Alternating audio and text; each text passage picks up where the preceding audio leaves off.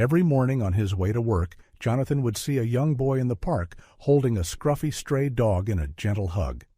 At first, it just looked like a sweet moment between a kid and a dog.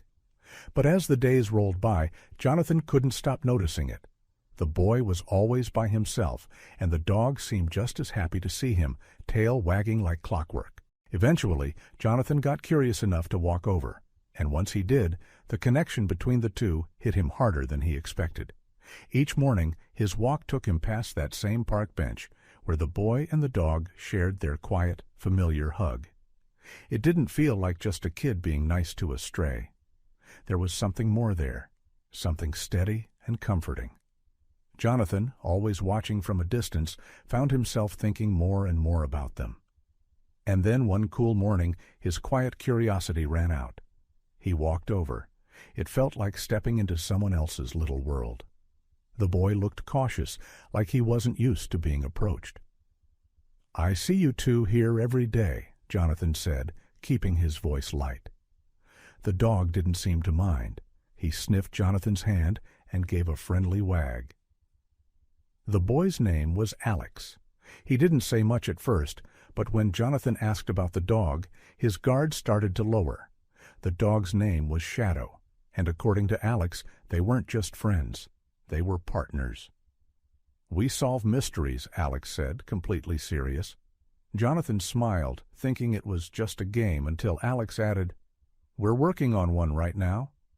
That got Jonathan's attention. Alex explained there had been a few strange break-ins around their neighborhood. Jonathan asked, "But what can you two do about it?" Alex shrugged, then said, "We watch, we listen. Shadow's great at finding clues." Jonathan didn't know what to make of it, but there was something about the way Alex spoke that made it hard to laugh it off. Then Alex looked up at him and asked, "Do you want to help?" He looked older somehow, serious, like he really meant it. So the next morning, Jonathan came back. He joined Alex and Shadow on their usual patrol. Somehow it felt exciting, like jumping into a childhood adventure he never got to have. They moved through the park like they had a mission. Shadow walked ahead, nose down, tail alert. "He's tracking something," Alex whispered, his eyes wide with focus. Jonathan, caught up in it all, started to believe it too. They followed Shadow along winding paths, with the morning fog hanging low, softening the edges of everything around them. The park was mostly quiet, just a few joggers and early dog walkers passing by with quick nods. The trio moved with quiet urgency, trailing behind Shadow as he sniffed the ground with intent, letting out the occasional low growl. All at once he froze, ears alert, nose twitching at something ahead. Shadow had stopped near a black bag, half hidden beneath a park bench. It looked like it had either been tossed aside quickly or simply forgotten. Jonathan felt a sudden jolt of adrenaline. Alex stepped toward the bag with care, glancing around to see if anyone was nearby. But the park stayed quiet. There was no one around as the two of them edged closer to the bench. Alex gave a small nod, and Jonathan crouched down to open the bag. Inside was a small wooden box, carefully carved and clearly old. The sight of it stopped Jonathan cold. He knew that box. It had been taken from Mrs. Henderson's antique store just last week. The whole town had been talking about it, especially since thefts like that were almost unheard of in their area. The next few days were filled with more early mornings in the park, searching for clues. Jonathan, now fully in, was impressed by how sharp Alex and Shadow really were. Like a real team of detectives, they picked up details and made connections, slowly piecing the mystery together in a way that left Jonathan quietly amazed. It was becoming clear these thefts weren't just random. Something bigger was going on. Things turned more serious one morning when Shadow stopped outside an old, worn-down house at the edge of the park. "This has to be the place," Alex said, sounding sure of himself.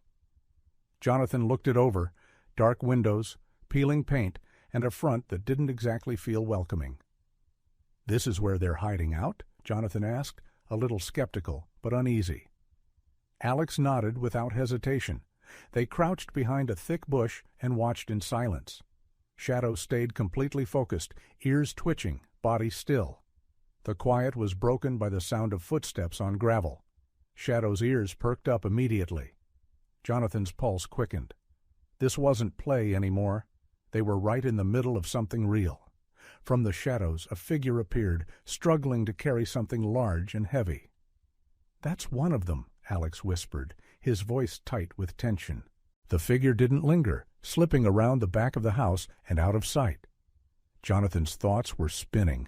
They had just seen a crime happening, right in front of them. And now it was real in a way it hadn't been before. Jonathan's instinct was to grab his phone and call the police, but Alex grabbed his arm with a firm grip. "Not yet," he said in a low voice. "We need proof." Jonathan hesitated, then nodded, knowing Alex was right. But the pressure was real now. They couldn't mess this up. They had to be smart, calm, and ready. This was a test of everything they'd done so far. As the sun started to go down, Alex made the call. "Let's head back. Meet me here tomorrow," he said, his tone more serious than usual. "I'll show you where Shadow and I come up with our plans." Jonathan was curious, but he also started to realize how serious all of this had become. This wasn't just a fun little game anymore. It felt like something real, with actual risks and consequences. That night at home, Jonathan felt conflicted. He thought about calling the police, but the idea of betraying Alex's trust held him back. Everything that happened that day ran through his mind. What started as simple curiosity in the park had pulled him right into the center of something bigger. It was serious and maybe even dangerous. But deep down, Jonathan couldn't deny how much he was looking forward to what the next day might bring. The next morning, Jonathan had a hard time waking up. The excitement and nerves from the day before had left him restless all night. When he checked the time, he realized he was nearly late. Without thinking twice, he bolted out the door and ran toward the park. He showed up just in time, sweaty, winded, and out of breath. "You look awful," Alex said, raising an eyebrow as Jonathan leaned over, trying to catch his breath. Even with everything going on, Jonathan couldn't help but laugh. Sure, their mission was serious, but it suddenly hit him how ridiculous it looked. A grown man running full speed to meet a kid and his dog for detective work. As Jonathan caught his breath, Shadow nudged his hand with a cold, wet nose. Jonathan smiled and gave him a few good pets, thankful for the moment. "We've got to go," Alex said quietly, glancing around. "Can't let anyone see where we're headed." With that, they slipped through the park as the morning sun stretched long shadows across the ground. Their secret spot was a treehouse, tucked high in one of the oldest trees in the park, almost completely hidden by the leaves. Alex scrambled up like it was second nature, with Shadow not far behind. Jonathan, on the other hand, struggled with the climb. The treehouse clearly wasn't built for adults. After a few awkward tries and some cheers from below, he finally pulled himself up, grinning through the effort. Inside, the place was impressive, like a mini detective's office. There was a magnifying glass, a hand-drawn map of the park, binoculars, and other tools neatly set out. Jonathan looked around, genuinely impressed. Alex had thought of everything. This wasn't some made-up game. They were seriously prepared. The adventure, it seemed, was just getting started. Once they settled in, Shadow curled up and laid his head in Jonathan's lap. Alex opened a small lunchbox and pulled out peanut butter and jelly sandwiches. "My mom made these," he said, clearly proud. It was a small moment, but to Jonathan it said a lot about the kind of kid Alex was, earnest, grounded, and full of heart. As they ate, Alex started talking more about himself. His dad had been a real detective, and he was the one who'd built this treehouse years ago. "I want to be like him," Alex said with quiet determination. He explained that his dad had passed away, and the treehouse had become more than just a place to play. It was now his safe spot, his base, and a way to keep that connection alive. He kept talking, sharing stories of the games they used to play together, how his dad had always made even the smallest mystery feel important. "We used to be a team," Alex said softly, eyes a little distant. Now, with his dad gone, Shadow had taken that place beside him. These weren't just pretend missions, they were how Alex kept those memories alive. Alex's face turned serious as he opened up about what was happening now. "My mom and grandparents think I'm just messing around," he admitted quietly. But Alex had a goal, to crack a real case and prove he had what it took to be a true detective. The determination in his voice was hard to miss, and Jonathan could see how much it meant to him. Jonathan promised he'd stick by Alex and help however he could. After they finished eating, Alex pulled out a map of the park and started marking X's with a pen. Each X marked a clue they had uncovered, and the spot with the old house stood out clearly. Jonathan couldn't help but respect Alex's careful, thoughtful approach. A quiet sense of teamwork was beginning to grow between them. With the map spread out on the table, they worked to connect the dots, linking the clues they had found to that strange, abandoned house. But no matter how they tried to piece it together, something still didn't quite fit. They had details, but not the full picture.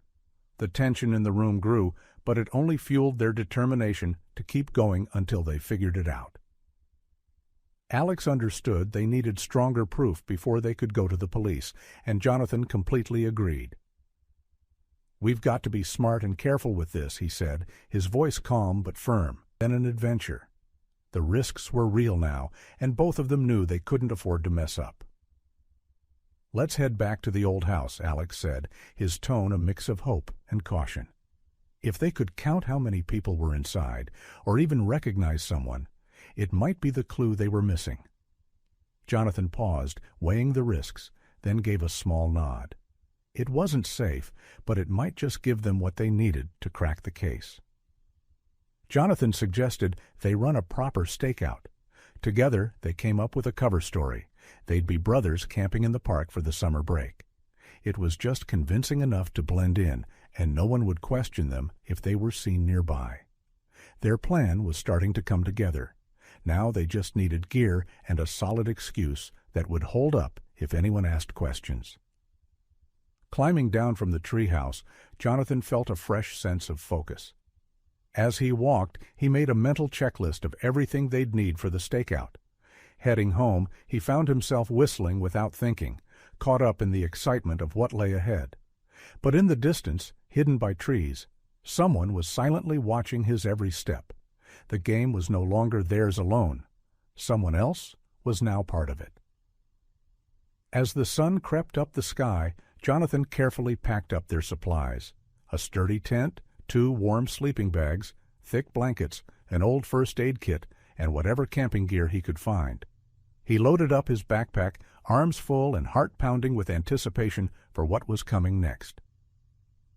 The park was still and quiet as he arrived, but something about the morning air felt different, like a shift, like someone was there, watching, just out of sight.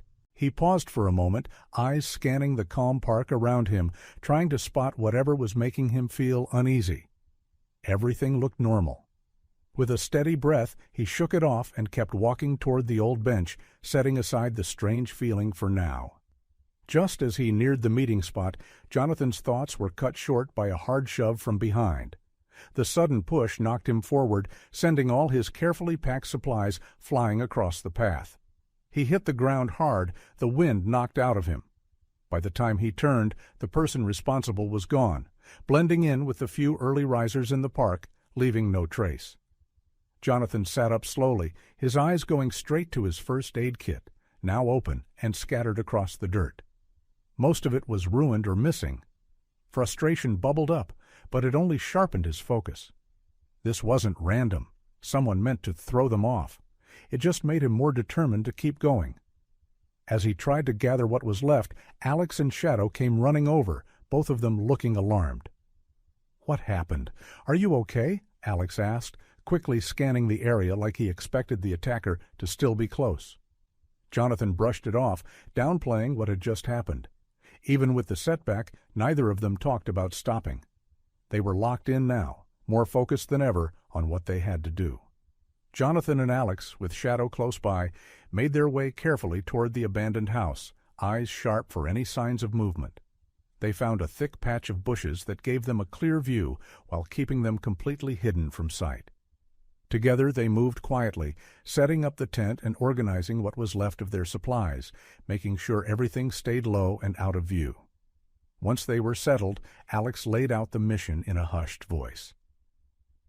Their job was to watch the house, count how many people came and went, and try to recognize any faces. "When we know how many we're dealing with," Alex said, "we'll try following one of them. See where they go." Jonathan gave a small nod, feeling the weight of what they were doing. The earlier attack stayed fresh in his mind. "Shouldn't we call the police now?" he whispered. The danger suddenly felt more real, more immediate. But Alex didn't budge. "I've tried," he said quietly. "They didn't believe me. They never do." The look in his eyes was serious, steady, just like the stories Jonathan had heard about his dad. Hearing that hit Jonathan hard. He remembered what Alex had said about his father, the way he never gave up, no matter how hard the case. With a quiet sigh, Jonathan agreed, but made sure to press one thing. "We have to be extra careful," he warned. "These people might not mess around." They couldn't afford mistakes. They had to stay sharp. With their plan in place, they settled in for what would be a long, quiet watch. The little space behind the bushes wasn't much, but it would do. As they sat and waited, Jonathan felt his heart pulling in two directions, nervous about what might happen, but also excited. They weren't pretending anymore. They were right at the edge of something big. But at what cost? From now on, they knew they had to be careful with every step. The stakeout began with Jonathan, Alex, and Shadow settled quietly, watching as the long day stretched ahead of them. The house remained lifeless. Dark windows, locked doors, no movement. No one came or went. It was still as stone. To pass the time, they shared snacks and played soft, quiet games, but their focus never left that quiet, strange house. As the sunlight faded and shadows stretched across the park, movement finally began. Hooded figures appeared, slipping through the dim light with calm, deliberate steps that felt both curious and unsettling. Hidden behind the thick bushes, Jonathan and Alex held their breath, watching each arrival. Their eyes tracked every figure with growing intensity. "I counted 9, Alex whispered, barely louder than the wind. Jonathan squinted at the house, his voice low. "I thought I saw 10, he replied, doubt creeping in. "Could have been wrong." That one detail didn't sit right. Something about it felt off. They agreed to pay closer attention as the night went on, determined to confirm the numbers when the group left. After 20 tense minutes, the men started leaving the house, each one heading off in a different direction, fading into the night like pieces of a puzzle, scattering. Jonathan and Alex exchanged a look and wordlessly agreed they'd follow the last one out. As the 9th man stepped into the darkness, they got into position, ready for the next step. Once the last figure exited the house, they moved quickly but silently, staying well behind as they tracked him through the dark, twisting paths of the park. Shadow stayed tight to their side, alert and steady, reacting to every sound. Together they followed with quiet steps, focused on where this person might be headed. The figure led them from the park into town, walking deeper into a part of the city that Jonathan didn't like, an area he knew had a reputation for trouble. As the streets grew more run down and empty, Jonathan's concern grew. He found himself watching Alex and Shadow closely, feeling more protective with every block. Then, suddenly, the figure slipped into a narrow alley. Jonathan reached out and stopped Alex with a hand on his shoulder. "This isn't a good idea," he whispered firmly. Alex looked torn, clearly wanting to keep going, but finally nodded after a quiet back and forth. They decided Jonathan would go alone. Alex and Shadow would stay back, hidden and safe. Jonathan took a breath, then stepped forward into the dark. He pushed ahead carefully, alert to every sound, every shadow, as he followed the figure through the tight alleys. The faint street lights barely touched these parts, and the darkness seemed to shift around him as he moved. He stayed back, keeping a careful distance, using every trick he'd picked up from old detective shows. His attention was locked on the figure ahead, winding through the maze of quiet back streets. Just as Jonathan felt he was getting close, a strong hand grabbed him from behind. A rough voice growled in his ear. "Thought you could sneak up on us, did you?" And just like that, it hit him. There was a 10th person they hadn't seen. Jonathan's heart pounded as he fought against the grip, mind racing to figure out what to do next. Before he could act, Shadow came charging out of the dark, teeth bared, letting out a fierce growl as he sank them into the man's leg. The man yelled out in pain, startled, loosening his hold just enough for Jonathan to break free. In that brief moment of chaos, Jonathan knew he had to run. Fueled by adrenaline, he bolted, with Shadow already at his heels, ready for whatever came next. The second Shadow latched on, the man cried out, and Jonathan didn't waste a second. He was off, running full speed, with Shadow right behind him. The cool night air rushed past as they fled, hearts pounding, leaving the danger behind them for now. Soon Jonathan spotted Alex waiting just where they had agreed. Without speaking, they locked eyes and took off together, moving quickly, always glancing over their shoulders to be sure they weren't being followed. The streets were quiet. Too quiet, and the only sound was the echo of their own footsteps bouncing off the walls. Once they were sure the coast was clear, a wave of relief swept over them. Breathing hard, they finally made it back to the treehouse, safe at last. They scrambled up the ladder and pulled it up behind them, shutting the world out for the night. As they caught their breath, Alex looked at Jonathan with wide eyes. "Are you okay?" he asked. Jonathan nodded, still winded, silently grateful they'd made it back in one piece. He reached out and gently patted Shadow, thankful for the dog's quick reaction. Then he turned to Alex. "What do we do now?" he asked, the weight of the night still heavy between them. Shadow curled up beside them, offering comfort just by being there, proof of how far they'd come and what they meant to each other. Alex was quiet for a moment before answering. "We need to lie low for a bit," he said seriously. "Let's make a list of what's been stolen. See if there's a connection." It was a smart way to regroup, a safer plan to figure things out without walking straight into more danger. Over the next few days, Jonathan and Alex kept their presence in the park casual. From a distance, they looked like just another boy and his dog hanging out with a friend. But in truth, they were watching, searching for signs. And eventually, it paid off. They found another bag, tucked deep in the bushes. It looked like trash, but inside were more stolen items. A new clue. Back in the safety of the treehouse, they carefully went through the bag, taking note of each item and guessing who it might belong to. They were looking for a pattern, something that would lead them closer to understanding who was behind it all. When they finished, they returned the bag exactly as they found it, careful not to tip off whoever left it there. Even with all their work, the list they'd made didn't give them any clear answers. Frustrated but not ready to quit, Jonathan and Alex decided they needed to return to the abandoned house for another stakeout. This time, they prepared with extra care. Now that they knew exactly how many people were involved, they could be more careful and focused in their plan.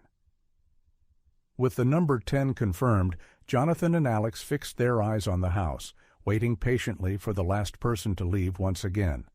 It took time, and their patience wore thin, but eventually the moment came. Quiet as ever, they slipped from their hiding place and followed the final figure out into town, every sense on high alert. The man didn't go straight anywhere. He made stops at houses, shops, and different buildings across town. Jonathan and Alex kept their distance, taking note of each place. Was he scouting for more targets, or checking on ones already hit? His route left them with more questions than answers, the mystery deepening with every stop. They followed him for hours, through back streets and alleyways, until he finally turned up a driveway, and both of them froze on the spot. The house was one they knew. Everyone in town did. It belonged to a local city official known for helping the community. But there he was, carrying a bag full of what Jonathan and Alex now recognized as stolen items. They stared, stunned. Their investigation had led them somewhere they never expected, to the front door of someone trusted, someone powerful. "We have to tell someone," Jonathan said, his voice firm. Alex didn't say anything at first, but the look in his eyes said everything. They had to see this through. What they'd uncovered wasn't just about stolen goods anymore. It was something bigger, something that threatened the very trust their town was built on. Knowing what was at stake, Jonathan and Alex came up with a plan to reveal the truth. They were careful, knowing the risk, but their minds were made up. They gathered everything, notes, photos, the list, even the locations. It was time to speak up. With all their evidence in hand, they went to the police. Both were nervous, but ready. The officers listened closely, and soon things moved fast. The burglars were arrested first. Then, not long after, the city official himself was taken into custody. Their story had been heard, and action was finally being taken. The truth came out. The official had been organizing the thefts, only to later recover the items himself, hoping to win public support and get elected mayor. But his plan failed. Thanks to two young detectives, the real story surfaced. Jonathan and Alex were honored by the town, given medals, and praised for their courage. They hadn't just stopped a crime, they protected the heart of their community. If this story moved you, inspired you, or just made you smile, don't forget to like, share, and subscribe for more heartfelt stories like this one. Your support helps bring more of these moments to life. Thanks for being here.